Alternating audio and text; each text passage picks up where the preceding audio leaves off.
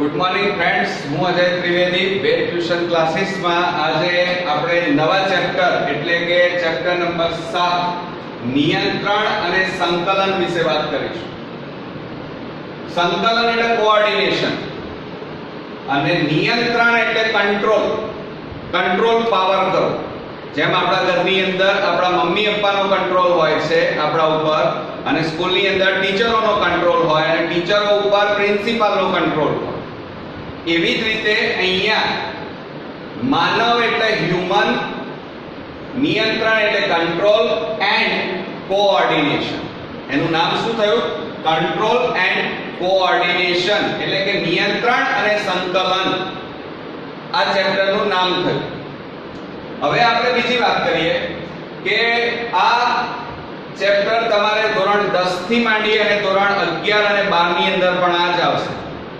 એટલે આ ચેપ્ટર ની અંદર આપણે બરોબર ધ્યાન આપીશું. હવે મિત્રો, જાણીએ છીએ એ પ્રમાણે અત્યારે હાલ હું તમારી સામે બોલી રહ્યો છું, મારા હાવભાવ પ્રગટ કરી રહ્યો છું, હાથ હલનચલન કરી રહ્યા છે, હું ચાલી પણ રહ્યો છું, આંખો બંધ પણ કરી રહ્યો છું. તો આ બધી ક્રિયાઓ મોટા ભાગે શરીર દ્વારા મોટા ભાગે થાય છે. પરંતુ હું જ્યારે બોલતો હોઉં અને મને કોઈ જગ્યાએ મચ્છર કરડે, તરત આમ કરીને હું મારી પણ દઉં છું. માનો આપણે બધા બેઠા હોઈએ વાંચવા માટે અને કદાચ બાજુમાં કોઈ મકોડો આવી જાય તો તરત આપણે શું કરી નાખીએ છીએ? એને હટાવી દઈએ છીએ. કદાચ આપણે મોટા ભાગે જાણીએ છીએ એ પ્રમાણે કે તમે ઘરે હતા અને સ્કૂલમાં આવ્યા તો એ શું કર્યું કહેવાય? હલન, ચલન અને પ્રચલન, આ બંને ક્રિયાઓ થઈ. એટલે મિત્રો, આપણે જીવન દરમિયાન જે સજીવ છે એ સજીવો દ્વારા જે ક્રિયાઓ થાય છે એમાં બે પ્રકારની ક્રિયાઓ થાય છે. એક હલન ચલન થાય છે અને બીજી મોટા ભાગે પ્રચલનની ક્રિયા થાય છે. હવે આપણે પહેલી હલન ચલનની વાત કરીએ કે હલન ચલન એટલે શું? હલન ચલનમાં એક જ જગ્યાએ ઊભા રહેવું અને આ રીતે મોટા ભાગે આ હલન ચલન કહેવાય. જગ્યા નથી બદલાતી. મારી જગ્યા બદલાય છે? ના. દાખલા તરીકે એમાં ઉદાહરણ તરીકે આપું તો દાખલા તરીકે વૃક્ષ, છોડ, વનસ્પતિ એ ક્યારેય જગ્યા બદલતું નથી, પણ તે છતાંય એમના ડાળી ડાળખા અને પાંદડા છે એ હલન ચલન કરતા હોય છે. બીજું, તે ઉપરાંત તમે જોયું હશે પ્રચલન. પ્રચલન એટલે આપણામાં મનુષ્યમાં થાય છે, પ્રાણીઓમાં થાય છે. દાખલા તરીકે કૂતરું, વાઘ, સિંહ, વરુ, ચિત્તો, દીપડો, બિલાડી, ઊંટ, આ બધાની અંદર સ્થાન ફેર થતો હોય. દાખલા તરીકે મેં કીધું કે તમે ઘરેથી સ્કૂલમાં આવ્યા, ઘરેથી બજાર જાઓ તો તમારી જગ્યા બદલાય. તો જગ્યા બદલાતી હોય તો એને મોટા ભાગે શું કહેવામાં આવે છે? પ્રચલન. અને તે ઉપરાંત મોટા ભાગે બીજો એક શબ્દ વપરાય છે અને એ છે પ્રતિચાર. દાખલા તરીકે તમે આ રીતે બેઠા હોય અને કદાચ મચ્છર કરડે તો તરત આપણે આમ કરીને મારી દઈએ છીએ. તો એ શું કર્યું કહેવાય? પરિસ્થિતિ પ્રમાણે શરીરમાં મોટા ભાગે બદલાવ લાવી અને એનો વિરોધ કર્યો અને તરત એનો આપણે શું કરીએ છીએ? મચ્છરને મારી નાખીએ છીએ. પગમાં કાંટો વાગે તો તરત પગ ઊંચો થઈ જાય છે. બીજું, તે ઉપરાંત મોટા ભાગે આપણે આમ કરીને સૂર્યની સામે જોઈએ તો પ્રકાશ પડે છે. તો પ્રકાશ પડે તો તરત આપણી આંખની કીકી કેવી થઈ જાય છે? નાની થઈ જાય છે. એટલે આંખ આમ થઈ જાય છે. તો આ બધી ક્રિયાઓ છે એ ક્રિયાઓ મોટા ભાગે પરિસ્થિતિ અને પર્યાવરણ સામે મોટા ભાગે શું દર્શાવે છે? પ્રતિચાર, પ્રતિકાર કરે છે પોતાના શરીરનું રક્ષણ કરવા માટે. દાખલા તરીકે આપણે જાણીએ છીએ કે કોઈ અડકાયું કૂતરું આવે તો તરત આપણે શું કરીએ છીએ? દોડી જઈએ છીએ. તો એ શું કર્યો કહેવાય? આપણે એ બદલાતા પરિસ્થિતિ સામે પોતાના શરીરનું રક્ષણ કરવા માટે આપણે દોડવાની ક્રિયા કરી, જગ્યાઓ બદલી નાખી. એટલે મોટા ભાગે પ્રચલન કર્યું અને પ્રતિચાર કર્યો. માનો કોઈ બળદ આપણી સામે આવે અને લાકડી લઈએ અને આપણે આમ મારવા જઈએ તો એ શું કર્યું કહેવાય? બદલાતા સમય માટે, બદલાતી પરિસ્થિતિ સામે આપણે પ્રતિચાર, પ્રતિકાર કર્યો એમ કહેવાય. આપણા શરીરમાં તમે જાણો છો એ પ્રમાણે બધી જ ક્રિયાઓ થાય છે. દાખલા તરીકે આપણે જાણીએ છીએ કે મોટા ભાગે શ્વસન, ઉત્સર્જન, પાચન, પ્રજનન, પ્રજનન આ બધી ક્રિયાઓ એકી સાથે પણ થાય છે અને વારાફરતી પણ થાય છે. તો આપણા શરીરમાં ચાલવાની ક્રિયા પણ થાય છે, વિચારવાની પણ ક્રિયા થાય છે, અંદર પાચન પણ થાય છે, શ્વસન પણ થાય છે, રુધિરનું પરિવહન પણ થાય છે, મૂત્ર નિર્માણ પણ થાય છે, મળ નિર્માણ પણ થાય છે. એટલે બધી ક્રિયાઓ એકી સાથે પણ થાય છે અને ઘણી ક્રિયાઓ વારાફરતી પણ થાય છે. તો આ બધી ક્રિયાઓનું મોટા ભાગે સંકલન થવું જોઈએ. સંકલન અને સહનિયમન ધ્યાન રાખજો. સંકલન અને સહનિયમન કરતું જે તંત્ર છે એ તંત્રને નર્વસ સિસ્ટમ કહેવામાં આવે છે, જેને આપણે શું કહીએ છીએ? ચેતાતંત્ર કહીએ છીએ. જેને આપણે શું કહીએ છીએ? ચેતાતંત્ર. એટલે આપણા શરીરમાં જેટલી ક્રિયાઓ થાય છે જીવન દરમિયાન એ બધી ક્રિયાઓનું સંકલન અને સહનિયમન થવું જોઈએ. અને સંકલન અને સહનિયમન બે તંત્રો દ્વારા થાય છે. બે તંત્રોની દેખરેખ હેઠળ બધી જ ક્રિયાઓ સમયસર થાય છે, વારાફરતી પણ થાય છે અને એકી સાથે પણ થાય છે. તો એવા કયા બે તંત્રો છે?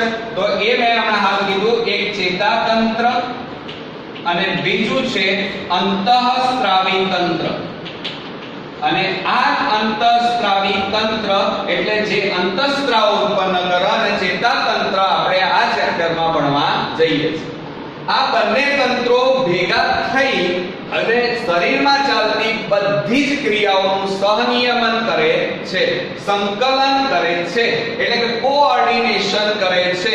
નિયંત્રણ એટલે કંટ્રોલ કરે છે. ચોક્કસ સમયે ક્રિયાને શરૂ કરવી, ચોક્કસ ક્રિયાને બંધ કરવી. દાખલા તરીકે શ્વસન જુઓ. શ્વસન ક્રિયા 24 કલાક ચાલુ હોય છે. ઊંઘતા હોય, જાગતા હોય, ચાલતા હોય, ખાતા હોય, પીતા હોય, 24 કલાક જન્મથી મૃત્યુ સુધી. તો આ ક્રિયાને સદંતર ચાલુ રાખવી. એવું થાય છે કે આપણે શ્વાસ અત્યારે લઈએ, પછી અડધો કલાક સુધી શ્વસન ક્રિયા બંધ અને પછી પાછું અડધો કલાક પછી ચાલુ કરીએ, એવું થાય છે? ના. આપણે ઊંઘતા હોઈએ તો પણ ચાલુ બંધ કરી દઈએ છીએ? ના, ચાલુ રહે છે. આપણે ઊંઘતા હોઈએ પણ તે છતાંય અંદર ઘણી બધી ક્રિયાઓ ચાલુ હોય છે. તો આ બધી ક્રિયાઓને ચોક્કસ સમયે અને બારેમાસ ચાલુ રાખવી. ઘણી ક્રિયાઓ એવી છે, દાખલા તરીકે પાચન. આપણે ખોરાક ખાધો ન હોય તો પાચન ક્રિયા થાય ના. તો જ્યારે ખોરાક શરીરમાં જાય ત્યારે પાચન ક્રિયાને શરૂ કરવી અને ચોક્કસ સમયે પાચન ક્રિયાને બંધ કરવી. આ બધી જ ક્રિયાઓનું સંકલન અને સહનિયમન મોટા ભાગે કયા બે તંત્રો કરે છે? તો ચેતાતંત્ર અને અંતઃસ્ત્રાવી તંત્ર. આ ચેપ્ટરમાં બંને તંત્રો આપણે ભણીશું. આપણે અત્યારે જે ભણવા જઈ રહ્યા છીએ એ ચેતાતંત્ર છે. ચેતાતંત્ર એટલે ચેતાઓ દ્વારા બનેલી રચના, જેને નર્વસ સિસ્ટમ કહેવાય. હવે ચેતાતંત્રમાં મોટા ભાગે આ ચેતાતંત્ર દ્વારા મોટા ભાગે તમે જોયું હશે કે હલન ચલન પ્રચલન આવું બધી ક્રિયાઓ આપણા શરીરમાં થાય છે, વનસ્પતિમાં થાય છે, પ્રાણીઓમાં પણ થાય છે. દાખલા તરીકે તમે જોયું હશે કે જમીનમાં તમે બીજ વાવો તો શું થાય છે? થોડા સમય પછી અંદર એ બીજ ફણગો ફૂટે છે અને ફણગો શું કરે છે? અંકુરણ પામે છે. અંકુરણ પામી એ જમીનને ફાડી નાખે છે. ફાડીને અંદરથી નાનો છોડ બહાર નીકળે છે અને છોડ પછી વૃદ્ધિ કરે છે, વિકાસ કરે છે, ડેવલપમેન્ટ કરે છે, પણ પ્રચલન કરતું નથી, જગ્યા બદલતું નથી. જ્યારે આપણે જન્મીએ ત્યાર પછી જગ્યાઓ પણ બદલીએ છીએ, વૃદ્ધિ પણ કરીએ છીએ અને વિકાસ પણ કરીએ છીએ અને પ્રતિચાર પણ કરીએ છીએ. પ્રતિચાર એટલે વિરોધ. દાખલા તરીકે શિયાળાની ઠંડી પડે એટલે આપણે ગરમ કપડાં પહેરી લઈએ છીએ, ઉનાળામાં ગરમી પડે તો પતલા કપડાં પહેરીએ છીએ, ચોમાસામાં વરસાદ પડે તો તરત છત્રી કાઢી દઈએ છીએ. આ બધો શું કર્યો કહેવાય? પ્રતિચાર, પ્રતિકાર કર્યો એમ કહેવાય. બદલાતા પર્યાવરણ સામે અનુકૂળ થઈ રહ્યા છે. બરોબર મિત્રો? તો હવે બીજી વાત કરીએ કે હવે આ નર્વસ સિસ્ટમ એટલે કે ચેતાતંત્ર શેનું બનેલું હોય? તો મનુષ્યના ચેતાતંત્રની આપણે વાત આ ચેપ્ટરમાં કરવા જવાના છીએ. તો ચેતાતંત્ર મોટા ભાગે સામાન્ય રીતે મનુષ્યનું જે ચેતાતંત્ર છે એ બે ભાગોનું બનેલું હોય છે, એક મગજ અને બીજું છે કરોડરજ્જુ. હવે મગજ અને કરોડરજ્જુ એટલે ઇન શોર્ટ ચેતાતંત્રમાં સૌથી અગત્યનો ભાગ કોનો હોય છે? તો ચેતાકોષ હોય છે. આ જે ચેતાકોષ દોર્યો છે ન્યુરોન્સ કહેવાય. આપણે કોઈ મગજની બીમારી હોય, મગજમાં કંઈ થયું હોય તો આપણે કયા ડોક્ટર પાસે જઈએ છીએ? ન્યુરોલોજિસ્ટ પાસે જઈએ છીએ, બરોબર કે નહીં? તો એવી રીતે ન્યુરોલોજિસ્ટ એટલે શું?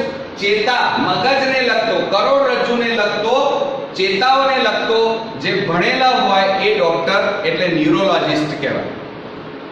એમ અહીંયા જે છે આ ન્યુરોન્સ છે, ચેતાકોષ, આવા ઘણા બધા ચેતાકોષો એકબીજા સાથે જોડાઈ અને જેમ આપણા ઘરની અંદર વાયરિંગ કરેલું હોય છે એવી રીતે આપણા આખા શરીરની અંદર ચેતાકોષોએ જાળી જેવી રચના બનાવી છે, જાળા જેવી રચના બનાવી છે, જેના કારણે મોટા ભાગે આ ચેતાકોષો આગળ જતા ભેગા થઈ અને મોટા ભાગે એક સળંગ રચના બનાવે છે જે પીઠની એટલે કે પૃષ્ઠભાગે મધ્યમાં એક દંડ તૈયાર થાય છે, જેને આપણે શું કહીએ છીએ? કરોડરજ્જુ કહીએ છીએ. શું કહીએ છીએ? કરોડરજ્જુ. અને એ કરોડરજ્જુ આગળ જતા કોની સાથે જોડાય છે? તો મગજ સાથે જોડાય છે. અને આ મગજ પણ ઘણા બધા ચેતાકોષોની મોટા ભાગે નીપજ છે.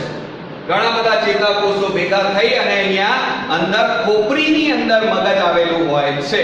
આમ મોટા ભાગે મનુષ્યનું ચેતાતંત્ર છે એ બે ભાગોમાં વહેંચાયેલું છે, એક મધ્યસ્થ ચેતાતંત્ર અને બીજું છે પરિઘવર્તી ચેતાતંત્ર.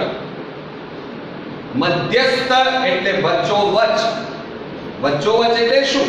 સેન્ટ્રલ નર્વસ સિસ્ટમ કહેવાય. શું કહેવાય? સેન્ટ્રલ નર્વસ સિસ્ટમ કહેવાય. મનમાં બોલતા રહેવું, કારણ કે તમે જીભને જેટલી તકલીફ આપશો ને એ જીભ તરત ક્યાં લઈ જાય છે? નાના મગજમાં અને અહીંયા અગ્ર મગજમાં લઈ જાય છે અને એ ડેટા નાના મગજમાં કાયમ માટે ફિટ થઈ જાય છે. આપણને ઘરડા લોકો એવું કહેતા હતા કે બોલી બોલીને વાંચો તો જલ્દી યાદ રહે. તેનું કારણ શું હતું? કે બોલીએ છીએ એટલે એના કારણે આપણા મગજમાં એકી સાથે ઘણા બધા વિચારો આમ તો ચાલતા હોય છે. આમ તમે આમ વાંચવા બેસો ત્યારે એકી સાથે ઘણા બધા વિચારો ચાલતા હોય. વાંચવાની ક્રિયા પણ ચાલતી હોય, મમ્મી શું ખાવાનું બનાવે છે એ પણ વિચાર ચાલતો હોય, ફ્રેન્ડ શું કરે છે એ પણ વિચાર ચાલતો હોય, ઘણી બધી ક્રિયાઓ મગજમાં ચાલતી હોય. પણ જો તમે બોલવાની ક્રિયા કરો છો, બોલીને વાંચીને તમે તૈયાર કરો છો તો એ વખતે મોટા ભાગે બોલવાની ક્રિયા ઉપર મગજ વધારે, ચેતાકોષો વધારે કામ કરી રહ્યા હોય છે, જેના કારણે તમને યાદ જલ્દી રહે છે. એટલે કે નાના મગજમાં જલ્દી એ ક્રિયાઓ થતી હોય છે. એટલે તમને એટલી તો ખબર પડી કે મધ્યસ્થ ચેતાતંત્ર અને પરિઘવર્તી. પરિઘવર્તી એટલે શું? પી. પી એટલે અહીંયા મેં લખ્યું છે પેરિફેરલ. એટલે એને શું કહેવાય? Peripheral nervous system. એટલે પરિઘવર્તી, કિનારીએ કિનારીએ, અહીંયા હાથ અડાડીએ છે ત્યાં આ બધો, અહીંયા બધો, અહીંયા જ્યાં મારો હાથ અડે છે ત્યાં બધો પરિઘ એટલે કિનારીએ કિનારીએ. જેમ આપણા ઘરની આજુબાજુ કોટ કરેલો હોય એ કોટ અથવા વાડ, ખેતરની આજુબાજુ જે વાડ કરેલી છે એ વાડના પરિઘવર્તી ચેતાતંત્ર કહેવાય. અને અંદર આવેલી રચના હોય એને મધ્યસ્થ ચેતાતંત્ર કહેવાય. એટલે મનુષ્યના ચેતાતંત્રને બે ભાગમાં વહેંચી શકાય છે, એક મધ્યસ્થ ચેતાતંત્ર, બીજું છે પરિઘવર્તી ચેતાતંત્ર. આ યાદ રાખજો, મધ્યસ્થ ચેતાતંત્ર એટલે એને સેન્ટ્રલ નર્વસ સિસ્ટમ કહેવાય અને પરિઘવર્તી ચેતાતંત્ર એટલે એને પેરિફેરલ નર્વસ સિસ્ટમ કહેવામાં આવે છે. હવે મિત્રો બીજું એ છે કે આ મધ્યસ્થ ચેતાતંત્ર બે ભાગનું બનેલું છે, એક મગજ અને બીજું કરોડરજ્જુ. હવે પહેલી વાત તો એ કરીએ મગજ ક્યાં આવેલું હોય? તો મગજ આ તમે જોઈ રહ્યા છો જેને આપણે ખોપરી કહીએ છીએ, હાડકાઓની બનેલી એક મસ્તક પેટી કહેવાય. જેમ પહેલા તમારા મમ્મી હોય એ મમ્મી જ્યારે પરણીને આવ્યા ત્યારે મોટા ભાગે કોઈ દુલ્હન પરણીને આવે ત્યારે મોટી બેગ લઈને આવે છે અત્યારે તો મોટે ભાગે વીઆઈપી ને એવી બધી એરિસ્ટોકેટ ને એવી બેગો આવી ગઈ પ્લાસ્ટિકની, બરોબર. પરંતુ પહેલાના સમયમાં લોખંડનો મોટો પટારો આવતો. તમારા મમ્મીને પૂછજો, એ પટારાની અંદર તમારા મમ્મીના કપડા આવતા. તો એ પટારા જેવી રચના, અને પહેલા સોના દાગીના પટારામાં મોટા ભાગે આપણે રાખતા, હવે તો બેંકોમાં લોકરોમાં રાખીએ છીએ. એમ અહીંયા કિંમતી વસ્તુ, કિંમતી મગજ કિંમતી છે, એનું રક્ષણ થવું જોઈએ. અને રક્ષણ અહીંયા મોટા ભાગે હાડકાઓથી બનેલી જે રચના આવેલી છે, જેને કોપરી કહીએ છીએ, કોપરીની અંદર જે રચના આવેલી છે એને મસ્તક પેટી કહેવાય. મસ્તક પેટીમાં મગજનું રક્ષણ, મગજ સચવાયેલું હોય છે, બરોબર. એને ડીપમાં આપણે નેક્સ્ટ ટોપિકમાં ભણીશું. મગજ આખો ટોપિક પૂછાશે, અને ત્યાર પછી મોટા ભાગે કરોડરજ્જુની વાતો. હવે કરોડરજ્જુ ક્યાં આવેલું છે? તો કરોડરજ્જુ એટલે શું? તો સામાન્ય રીતે એને સમજવું બહુ જરૂરી છે મિત્રો. દાખલા તરીકે આપણા ઘરની અંદર જે વાયરિંગ હોય ને, એ બધું વાયરિંગ ભેગું થાય એક જગ્યાએ, અને બધું વાયરિંગ એક જગ્યાએ ભેગું થાય એટલે ઘણા બધા વાયરો ભેગા થઈ જાય. તે જે જગ્યાએ મીટર હોય ને, આપણું ઘરમાં મીટર, ત્યાં તમે જો તો ઘણા બધા વાયરો ભેગા થયા હશે, અને બધા વાયરો ભેગા કરીને સેલોટેપ મારવામાં આવે છે, એટલે આખા ઘરનું બધું વાયરિંગ ત્યાં ભેગું થાય. તો બસ અહીંયા પણ એવું છે કે આખા શરીરમાં બધી ચેતાઓના દોરડાઓ અહીંયા પૃષ્ઠભાગે, બરોબર, મધ્ય ભાગે એક દંડ જેવી રચના કરે છે. એ દંડ જેવી રચનાને શું કહેવામાં આવે છે? કરોડરજ્જુ ચેતા કહેવામાં આવે છે. આ પણ નાજુક છે, કારણ કે ત્યાં પણ જો દાખલા તરીકે કોઈ વાયરને કાપી નાખીએ તો બેડરૂમની લાઈટ બંધ થઈ જાય. બીજો કોઈ વાયર કપાઈ જાય તો માનો એસી નો રૂમ હોય એ બંધ થઈ જાય, કાં તો બીજો વાયર કપાઈ જાય તો રસોડાની લાઈટ બંધ થઈ જાય. તો એવી રીતે અહીંયા પણ એવું છે કે જો કોઈ કરોડરજ્જુ ચેતાને નુકસાન થાય પૃષ્ઠભાગે, બરોબર, તો કાં તો પેરાલિસિસ થઈ જાય, કાં તો પાચન ક્રિયા બંધ થઈ જાય. આવા ઘણા બધા મોટા ભાગે અંગોના નુકસાન થઈ શકે, કારણ કે અહીંયા બધી ચેતાઓ ભેગી થયેલી છે. હવે એનું રક્ષણ થવું જરૂરી છે, અને રક્ષણ મોટા ભાગે હાડકા એટલે કે અસ્થિઓથી બનેલી રચના, લાંબો દંડ આવેલો હોય છે, જેને કરોડ સ્તંભ કહેવાય. અને કરોડ સ્તંભની અંદર કરોડરજ્જુ રક્ષાયેલું હોય છે, સચવાયેલું હોય છે, સંગ્રહાયેલું હોય છે, રક્ષણ પામેલું હોય છે. જ્યારે મગજ છે ને, એ મસ્તક પેટીમાં મોટા ભાગે રક્ષાયેલું હોય છે. અને આ બંને અસ્થિઓથી, હાડકાઓથી બનેલી રચના છે, મજબૂત રચના છે, અને જેમાં આ સોનું, કોમળ, કિંમતી વસ્તુ સચવાયેલી છે. બીજી વાત, પરિવર્તી ચેતાતંત્ર. હવે પરિવર્તી ચેતાતંત્રમાં બે ભાગો પડે છે, અને એ છે એક મસ્તિષ્ક ચેતાઓ અને બીજી છે કરોડરજ્જુ ચેતાઓ. જો મગજમાંથી નીકળતી હોય એને મસ્તિષ્ક ચેતાઓ કહેવાય. મગજમાંથી નીકળતી હોય તો એને શું કહેવાય? મસ્તિષ્ક ચેતાઓ. અને કરોડરજ્જુમાંથી નીકળતી હોય તો એને કરોડરજ્જુ ચેતા કહેવાય. યાદ રાખજો. ઓકે, હવે બીજી વાતો કરીએ. આ તો આપણે મનુષ્યનું ચેતાતંત્ર ની બેઝિક વાતો આપણે કરી લીધી મિત્રો. હવે આપણે જાણીએ છીએ કે સામાન્ય રીતે તમે બધા મનુષ્યના ચેતાતંત્ર વિશે ભણી રહ્યા છો. હવે મનુષ્યના ચેતાતંત્રનો એક, જેમ સજીવનો એક કોષ કયો, તો આપણે તરત કહીએ છીએ કે બંધારણીય એકમ કયો, તો તરત આપણે કહીએ છીએ કોષ. સજીવનો બંધારણીય એકમ કયો, તો આપણે કોષ કહીએ છીએ. એમ અહીંયા મગજનો બંધારણીય એકમ કયો, તો ચેતાકોષ. બરોબર મિત્રો. હવે બીજી વાતો કરીએ કે આ બધી જે ચેતાઓ આપણે અહીંયા ભણ્યા કે મનુષ્યનું ચેતાતંત્ર બે ભાગોમાં વહેંચાય, મગજ અને મધ્યસ્થ ચેતાતંત્ર અને પરિવર્તી ચેતાતંત્ર. મધ્યસ્થ ચેતાતંત્રના બે ભાગમાં વહેંચાય, મગજ અને કરોડરજ્જુ. અને પરિવર્તી ચેતાતંત્રના બે ભાગમાં વહેંચાય, મસ્તિષ્ક ચેતા અને કરોડરજ્જુ ચેતાઓ. હવે આ મગજનો એટલે કે ચેતાતંત્ર મોટા ભાગે ચેતાઓ અને ચેતાકોષોનું બનેલું છે. આપણા શરીરમાં મોટા ભાગે આપણી જે ત્વચા છે, ત્વચા એ સંવેદના ગ્રાહી અંગ કહેવાય. કયું કહેવાય? ગ્રાહી અંગ કહેવાય. ત્વચા એ શું છે? સંવેદનાઓના લેવાનું કામ કરે છે. માનો હું અત્યારે હાથ ઊભો છું અને મારા હાથ ઉપર મચ્છર અથવા કોઈ ટાંકણી મારે તો આ ટાંકણી જે જગ્યાએ વાગે એ જગ્યાનો ચેતાકોષ તરત ઉત્તેજિત થઈ જાય છે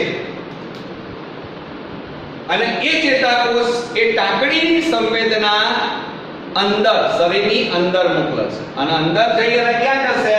કરોડરજ્જુમાં. કરોડરજ્જુમાંથી એ સંવેદના ક્યાં જાય? તો મગજમાં જશે.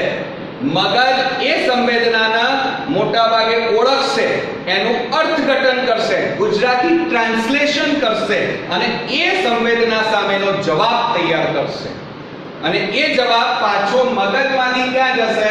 કરોડરજ્જુ. કરોડરજ્જુમાંથી ક્યાં જશે?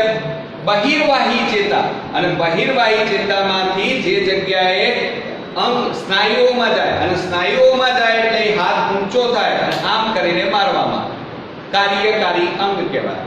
હા, મચ્છર બેઠો, હવે કાર્ય કરવાનું છે તો આ ક્રિયા મોટા ભાગે થાય છે.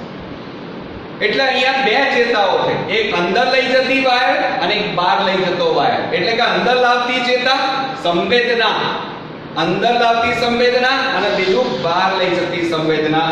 એ જે અંદર લઈ જાય એને અંતરવાહી કહેવાય. સમજો જરા. અને જે સંવેદના બહાર લઈ જાય એને શું કહેવાય? એ ચેતાને બહિર્વાહી ચેતા કહેવાય. ઓકે મિત્રો, હવે બીજી વાત કરીએ કે સામાન્ય રીતે આપણા શરીરની અંદર સંવેદી અંગો કયા કે જે સંવેદનાઓના પારખા છે, અડ્યા વગર ક્રિયાઓ થાય છે.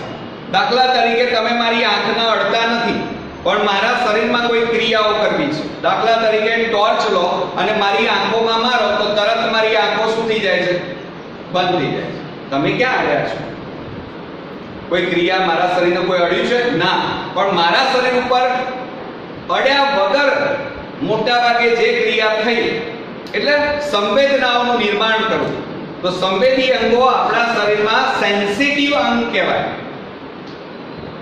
આપણા શરીરમાં 4 સેન્સિટિવ ઓર્ગન્સ આવેલા છે અને એ કયા કયા છે? તો આપણે જાણીએ છીએ પ્રમાણે એક તો પહેલું નાક. હવે નાક એટલે ઘ્રાણ ક્રિયાઓ સાથે ઘ્રાણેન્દ્રિય ક્રિયાઓ મોટા ભાગે અહીં આવેલી છે. ઘ્રાણ સંબંધી ક્રિયાઓ થાય છે, સુગંધ પારખવાની, ગંધ પારખવાની ક્રિયાઓ થાય છે. દાખલા તરીકે આપણે બધા અહીંયા બેઠા છીએ અને બાજુમાં કોઈ જગ્યાએ પાઉંભાજી બનતી હોય, શીરો રંધાતો હોય, બટાકા વડા થતા હોય અને એ સુગંધ હવા મારફતે નાકમાં જ્યારે પ્રવેશે છે ત્યારે આપણે તરત મનમાં વિચારો આવી જાય છે કે બાજુમાં ક્યાંક શીરો બને છે. એટલે ગંધ કોણે પારખી? નાક. એટલે નાક એ સેન્સિટિવ અંગ છે, સંવેદી અંગ કહેવાય. ત્યાર પછી છે આંખ. આંખનું મેં ઉદાહરણ આપ્યું કે આંખ ઉપર ટોર્ચનો પ્રકાશ પાડો, તરત આંખ કેવી થઈ જાય છે? બંધ. આંખમાં રહેલી કીકી નાની થઈ જાય છે અને પ્રકાશ જતો રહે એટલે પાછું આંખ ખુલી જાય છે, કીકી મોટી થઈ જાય છે. ત્યાર પછી છે મોટા ભાગે જીભ. બરોબર? અને જીભ ઉપર તમે જોયું હશે કે દાખલા તરીકે જીભ તમે ખાંડના થોડા કણ લો, જીભ ઉપર મૂકી દો તો તરત તમે કહો છો થોડી તરત કે ભાઈ ગળ્યો સ્વાદ છે.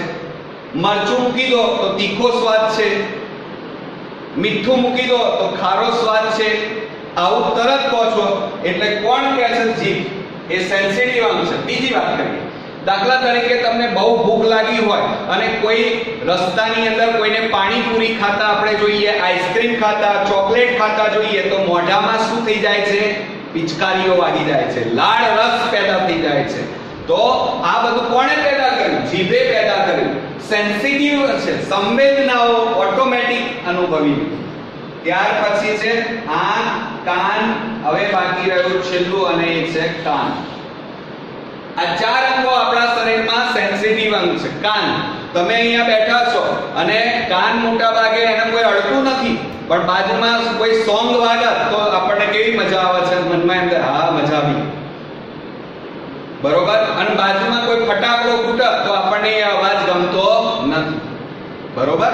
એટલે કોઈ દૂર અવાજ હોય તો પણ આપણે સાંભળી લઈએ છીએ. એટલે કહેવાનો મતલબ એ છે કે આંખ, કાન, નાક અને જીભ આ ચાર આપણા શરીરમાં આવેલા સંવેદી અંગો છે અને આ સંવેદી અંગો મોટા ભાગે કોની સાથે જોડાયેલા છે? ચેતાકોષો દ્વારા. ત્યાં પુષ્કળ પ્રમાણમાં ચેતાકોષ આવેલા છે અને એ ચેતાકોષો કેટલીક પ્રક્રિયાઓ કરે છે, રાસાયણિક પ્રક્રિયાઓ કરે છે, રસાયણોનું નિર્માણ કરે છે, જેના કારણે સંવેદના પેદા થાય છે અને એ સંવેદનાઓ મોટા ભાગે ક્યાં જાય છે? મગજમાં જાય છે. હવે મિત્રો, આ મગજનો એટલે કે ચેતાતંત્રનો મોટા ભાગે અત્યારે હાલ આપણે જે ટોપિક ભણવા જઈ રહ્યા છીએ અને એ છે મોટા ભાગે ચેતાકોષ. કયો ભણી રહ્યા છીએ? ચેતાકોષની રચના ભણવા જઈ રહ્યા છીએ. મગજનો એકમ કોષ. હવે આ ચેતાકોષ કયો છે? તો ચેતાકોષના મોટા ભાગે 3 ભાગમાં વહેંચીએ છીએ. તમને આ ભાગ જે દેખાય છે કોષકાય કહેવાય, બરોબર? અને વચ્ચે જે ભાગ દેખાય છે એને ચેતાક્ષ કહેવાય અને ત્યાર પછી જે અહીંયા અને આ ભાગ આવેલા છે એ બે મોટા ભાગે શું કહેવામાં આવે છે? તંતુઓ. કોષકાય, ચેતાકોષને કુલ 2 ભાગોમાં વહેંચવામાં આવે છે, એક કોષકાય અને બીજા છે તંતુઓ. અને ત્રીજા નંબરમાં વચ્ચે જે નળી છે એને શું કહેવાય? ચેતાક્ષ કહેવાય. આ રીતે 3 ભાગોમાં વહેંચવામાં આવે છે. હવે સમજો જરા કે ફૂલેલો અને ઘણી બધી નાની નાની શાખાઓમાં વહેંચાયેલો ભાગ, એ ભાગને શું કહેવામાં આવે છે? કોષકાય. અને કોષકાયની અંદર વચ્ચોવચ્ચ મધ્યમાં કોષ કેન્દ્ર આવેલું હોય છે અને કોષ કેન્દ્રની આજુબાજુ તમને આ ડોટ દેખાય છે એને શું કહેવાય? નિઝલની કણિકાઓ કહેવાય. આ નિઝલની કણિકાઓ નિઝલ નામના વૈજ્ઞાનિકે શોધી હતી, માટે એના નામ ઉપરથી એને નિઝલની કણિકાઓ કહેવામાં આવે છે. બીજું, અહીંયા તમે કોષકાયની જોડે જે તંતુઓ જુઓ છો એને કયા તંતુ કહેવાય? શિખા તંતુ, બરોબર? અને એ શિખા તંતુ શું કામ કરે છે? તો સંવેદનાઓને પકડવાનું કામ કરે છે, સંવેદનાઓ લાવવાનું કામ કરે છે અને એ સંવેદનાઓ ક્યાં જાય છે? કોષકાયમાં એટલે કે કોષમાં, ચેતાકોષની અંદર જાય છે અહીંયાના ભાગે અને ત્યાર પછી એ સંવેદના અહીંયાથી વહન પામે છે. તો આ લાંબો દંડ દેખાય છે એને શું કહેવામાં આવે છે? ચેતાક્ષ. હવે બીજી વાત કરીએ કે આ વચ્ચે જે વાદળી કલરનો દંડ દેખાય છે એને ચેતાક્ષ કહેવાય. ચેતાક્ષ એટલે સમજો જરા કે દાખલા તરીકે તમારા ઘરમાં જે વાયરિંગ હોય છે ને એની અંદર કયો વાયર હોય છે? શેનો બનેલો હોય છે? તાંબાનો. અને એની આજુબાજુ શું લગાડેલું હોય છે?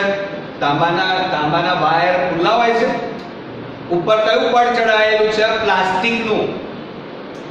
ખ્યાલ આવ્યો? એટલે પ્લાસ્ટિકને તમે અડો તો ચોટી જતા નથી, પણ તાંબો ખુલ્લું હોય અને તાંબાને પકડી લો તો શું થાય? કરંટ આવી. તો બસ અહીંયા મોટા ભાગે એવું થાય છે. જોજો બરોબર. બીજી વાત એક, દાખલા તરીકે આ 2 વાયર છે. હવે 2 વાયર જો ખુલ્લા હોય, આ એ તાંબુ છે, આ એ તાંબુ છે અને બંને એકબીજાને અડી જાય તો શું થાય? શોર્ટ સર્કિટ થઈ જાય, તણખલા થઈ જાય. પરંતુ આપણા ઘરમાં એવું થતું નથી. કેમ? કારણ કે બંને ઉપર કયું પડ ચડાયેલું છે? પ્લાસ્ટિકનું. એટલે બંનેમાં વીજળી ઘર્ષણ થતું નથી, એટલે કરંટ અથવા તો શોર્ટ સર્કિટ લાગતો નથી. તો અહીંયા જે સંવેદના આવે એ સંવેદના બીજા ચેતાકોષો, કારણ કે તો અઢળક જેમ વાળ છે ને આપણા, એવી રીતે એક ઉપર એક એ રીતે ચેતાકોષો ગોઠવાયેલા છે ઝાડાની જેમ. અને એ ઝાડામાં મોટા ભાગે આ ચેતાકોષમાં જે સંવેદનાનું વહન થતું હોય એ સંવેદના બીજા ચેતાકોષમાં પ્રસરી ન જાય એટલા માટે એની આજુબાજુ આ પડ આવેલું છે. જોયું બધાએ? એ પડને શું કહેવામાં આવે છે? મજ્જાનું આવરણ કહેવામાં આવે છે. અને આ મજ્જાનું આવરણ શું કરે છે? તો આ ચેતાક્ષનું રક્ષણ કરે છે અને એમાં જે સંવેદના પસાર થતી હોય એને બીજી જગ્યાએ પ્રસરવા દેતી નથી. ઓકે? બીજું, તે ઉપરાંત વચ્ચે અહીંયા તમે ડોટ તમે કેમ જુઓ છો, આ ટપકા જુઓ છો, જે કેન્દ્ર કહેવાય, બરોબર. એને શું કહેવામાં આવે છે? એ કોષના શ્વાનના કોષ કહેવામાં આવે છે. શું કહેવામાં આવે છે? શ્વાનના કોષ. યાદ રાખો. બીજું, આ મજ્જાનું આવરણ એટલે કે બે કોષો જ્યારે આ રીતે ભેગા થાય અને વચ્ચે જે આ ખાંચ તૈયાર થાય છે, જો આ ખાંચો છે, આ ખાંચોને શું કહેવામાં આવે છે? રેનવીયરની ગાંઠ કહેવામાં આવે છે. શું કહેવામાં આવે છે? રેનવીયરની ગાંઠ. કેમ?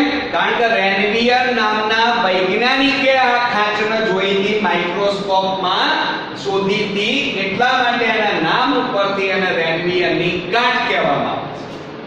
હવે બીજી વાત, ચેતાકોષની આ કોષકાય છે, કોષકાયની નજીક જે તંતુ આવેલા હોય એને શિખા તંતુ કહેવાય, અને કોષકાયની દૂર જે તંતુઓ આવેલા છે એના મોટા ભાગે શું કહેવામાં આવે છે? અક્ષ તંતુ કહેવામાં આવે છે.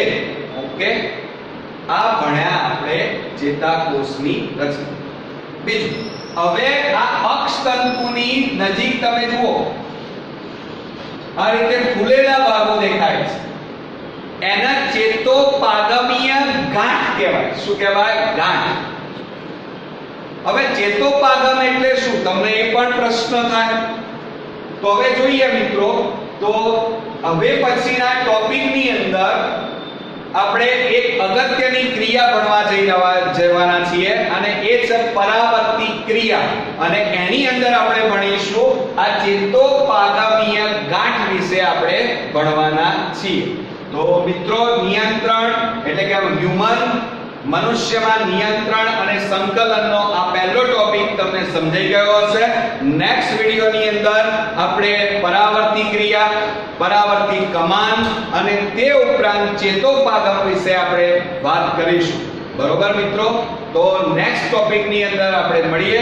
ગુડ નાઇટ મિત્રો.